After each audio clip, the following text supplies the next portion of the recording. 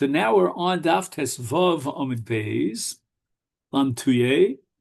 Since Rava argues the Kohen Kosher has to redo, so to speak, repeat his halacha because he took the dam backwards.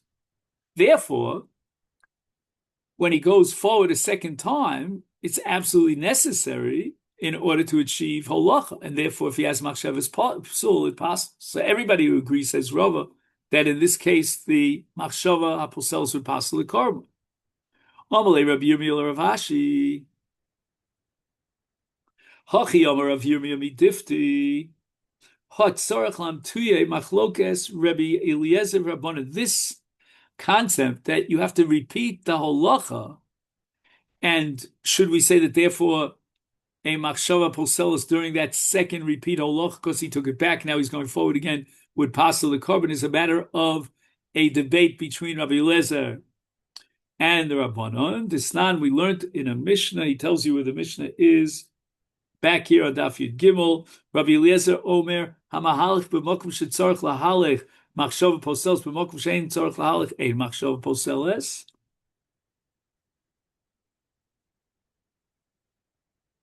And it sounds like Rabbi Eliezer is being makil, and he's saying that a machshava poselos only applies where he absolutely has to do the halicha, the halacha. Amar Rava, and Rava interprets it that akol modim kiblo bachutz v'chniso bifnim, if he was makabel adam at a distance from the mizbeach, he brought it towards the mizbeach. So he looks at tzarich lahala. That's obvious. No one could deny that. If the Kohen receives the dam at a distance from the mizbeach, he has to do a halacha. Kiblo bifnim votzia bachutz. But if he was makabel adam right near the mizbeach, and then, for some strange reason, he went backwards and he brought the dam at a further distance from the Mizbeach, zeu hiluch she'ein tzarich lahalach. Everybody would agree that this whole process was totally, what's the word in English? Not superfluous, but unnecessary. I'll just use that word for the time being. It was like an extra baggage, an extra surplus. And that's called Hiluch She'ein Tzarich. And according to Rava's interpretation, even the Rabbanan would agree that a machshava poselos does not register, did not passel and disqualify the korban. So what is the machlokas now, says Rava, between Rabbi Eliezer and the Chacham? Lo nechliku ela kshechniso, he took the dam and he brought it closer to the Mizbeach, v'chazar votzio, and he retraced his steps.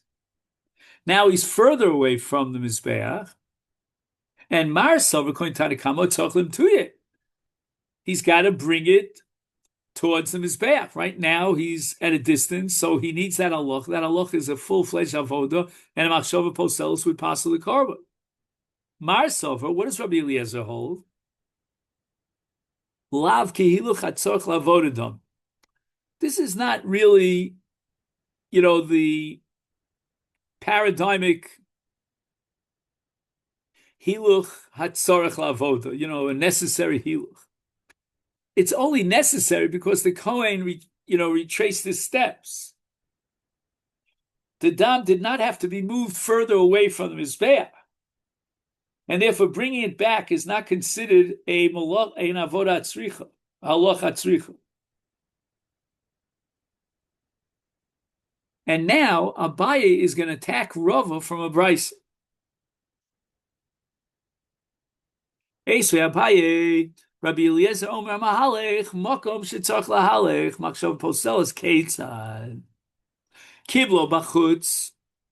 He was makabel the dam at a distance, v'chniso lefnim, and he brought the dam towards the mizbeach. So hiluch shetzarich lahalech. That's your classic case of halacha, and therefore machshava poselos would pass the korban. Kiblo b'fnim, he received the dam right near the mizbeach. Votzio lechutz, zeu hiluch she'eino tzarich lahalech. So you see against Rava that according to Rabbi Eliezer, even though he absolutely needs now a halacha, it doesn't register as a halacha.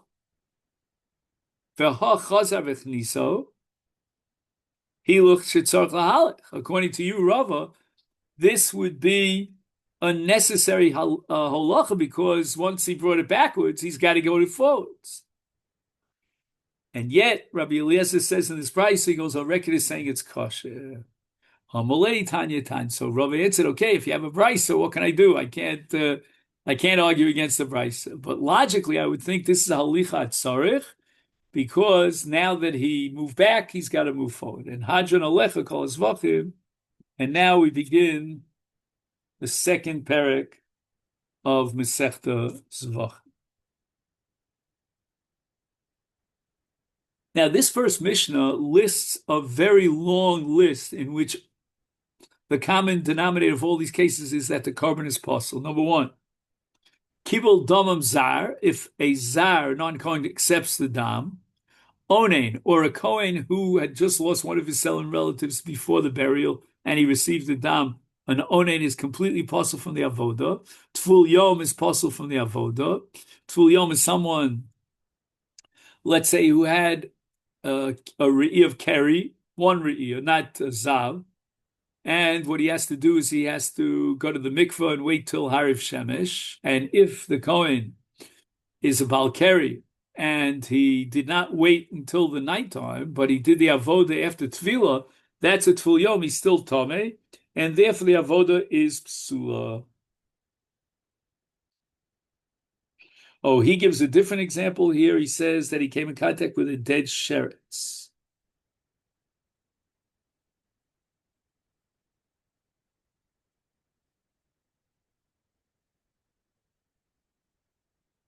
And even though he went into the mikveh, he's still tameh. He's forbidden to eat kodshim and truma and maser sheni. He's not allowed to enter into the mikdash. So what does the tevilah b'mikveh tuoif? It allows him to eat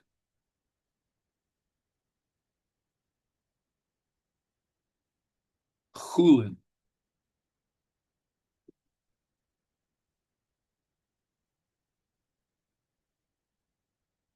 I see he vacillates here about the status of Nicer Shaden.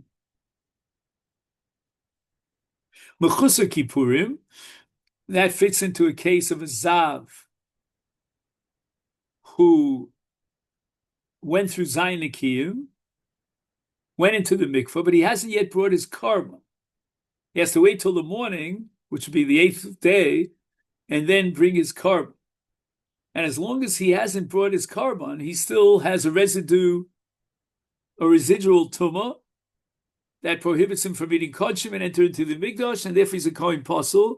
He's not wearing his big day kahuna. Again, the big day kahuna divide up between the regular kohen and the kohen gadol. The kohen gadol wears shmona begadim. A kohen hedger wears arba begadim. Wow, this is amazing. If a Kohen does not first begin by doing rechitzas yadayim v'raglayim, he's pasul avod. Wow. Orel. Now, exactly what an orel is,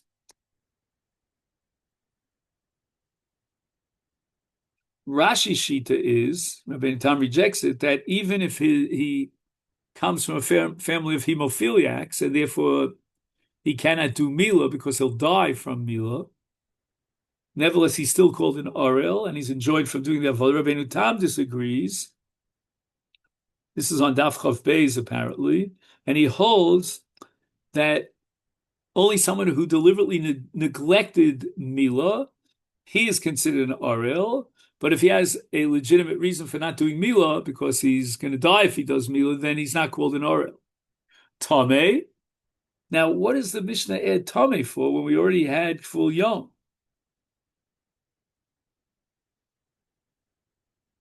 So this is based on a literary principle that applies to Mishnah. It's called Lozu Afsu.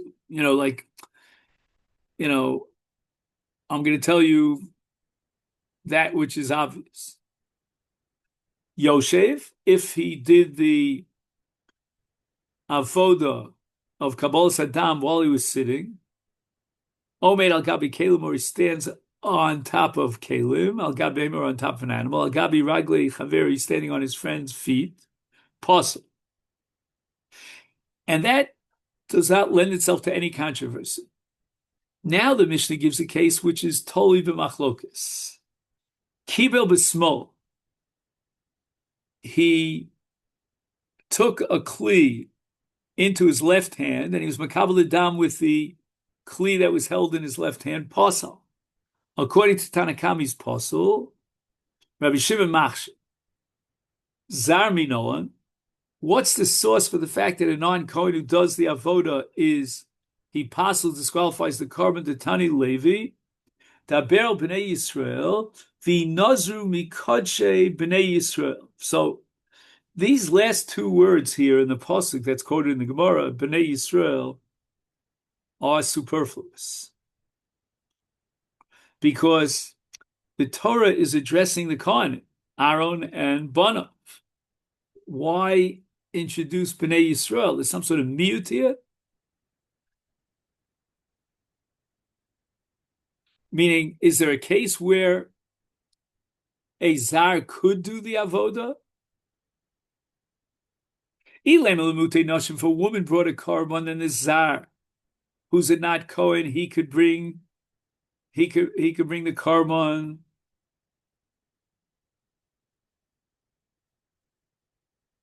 Carbon noshim v'tuma karev. So I made a mistake here. Let's go back to the pasuk again. Daber el Aaron velbonavi nozru b'kodshe b'nei Yisrael. I think what we're talking about is a tummy. Let's see if I'm right. Yes, the Torah is referring to a Kohen who's tummy, not to a non-Kohen. So can a Kohen who's tummy do the avodah on behalf of a carbon shel noshim? That's not so. There's no reason to assume that with regard to a Kohen Tameh who's enjoyed from doing the avodah, that in the case of a carbon that's offered by women, it's any different than that of a carbon offered by men. So the term B'nai Yisrael has to be understood more in a general sense. The children of Israel referring to both men and women alike. Elo, it's coming l'mu'ute. The Gemara has a meaning now that an akum who voluntarily offers a carbon, which is called a carbon olas nedava, then the avodah of the Kohen could be done bituma, even if the Kohen is tameh. Meaning, the Gemara is raising a havamina, which is going to immediately reject that we could be more tumadik with regard to a carbon of a guy. So the Gemara is going to prove just the opposite. That with regard to Tuma, the Torah is more machmer in a carbon of a guy because there's something called ritzui tzitz.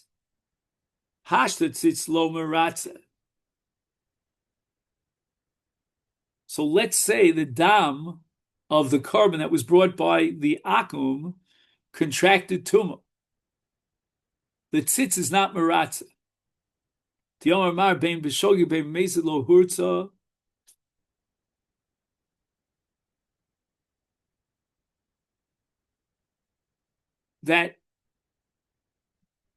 in the case of a carbon of Yisrael, there's something called ritzui tzitz.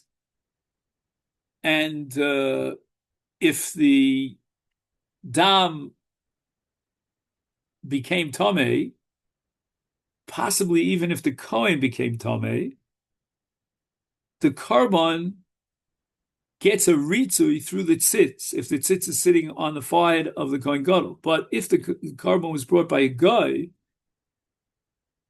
and the dam was contracted tuma, then the carbon is possible, and ritzui tzitz doesn't operate. It doesn't function with regard to a carbon of a guy. So therefore, the Gemara says the following: Betuma karev, are you telling me that the Kohen could be tameh and do the avodah on behalf of a carbon of a guy? Adarabah. the Torah is more machmir with regard to tuma in the case of a carbon of a guy. There's no possibility of ritzui tzitz. Elahachi kamar. How are we going to understand this when it says Bnei Aaron, then it says Bnei Yisrael? V'nazru mikodshe.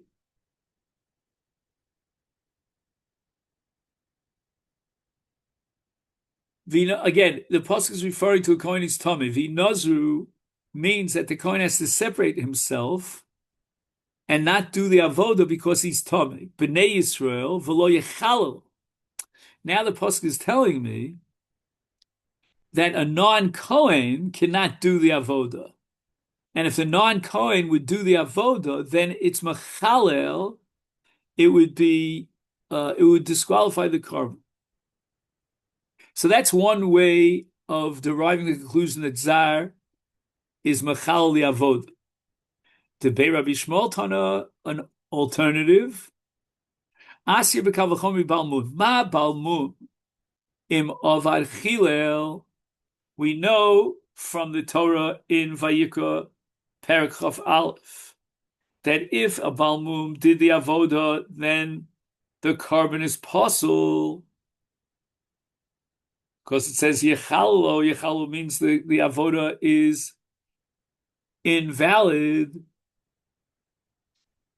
So that's the case of what? Of a balmum. Is zar she'eno ochel, eno dim shim avad chil. So a kohen balmum is allowed to eat from kodesh. He's not allowed to do the avoda, but he can eat the basa kodesh. A non-kohen can't eat the basa kodesh. Again, if it's kodesh kodshim, like a chatos or an asham, is therefore eno dinshim avad chilel. Right? If we say that a balmum who's allowed to eat from the kodshim, nevertheless, the halach is if he went ahead and he did the avoda is psula. So therefore, the case of a zar is even more chamur. Why? Because the zar doesn't eat from kodesh kadosh. So certainly his avoda is machal hazvoda no less than balmum. Now, we just touched the tip of the iceberg here, and we got up to Daf Tezayin, because the Gemara now is going to say Mala balmum shekeda osav okarev kemakriv, and the Gemara is going to have to come up with a tzad shove from Tomei and balmum and all that. And Mirz Hashem, we would pick up tomorrow. Beis Rasha. Okay, then wishing you a wonderful day, and thank you so much.